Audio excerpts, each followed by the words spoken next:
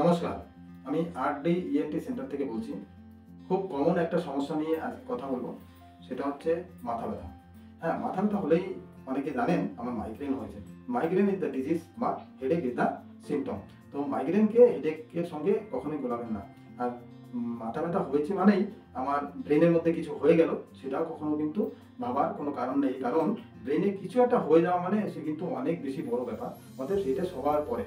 এবার আমি আসি মাথা ব্যথার মেইন কারণ যেগুলোর জন্য হয়ে থাকে। যদি কারো নাক নিঃশ্বাস নিতে অসুবিধা হয় বা নাক বন্ধ থাকে, তার জন্য সাইনোসাইটিস হয়। তাহলে কিন্তু খুব কমন একটা কারণ যে মাথা ব্যথা হওয়া, বারবার মাথা ব্যথা, বারবার ঠান্ডা লাগা এবং মাথা সঙ্গে সঙ্গে নাক বন্ধ হয়ে যাওয়া, এটা কিন্তু খুব কমন কারণ হচ্ছে আমাদের নাকের হাড়, যাকে বলে ডিএনএস।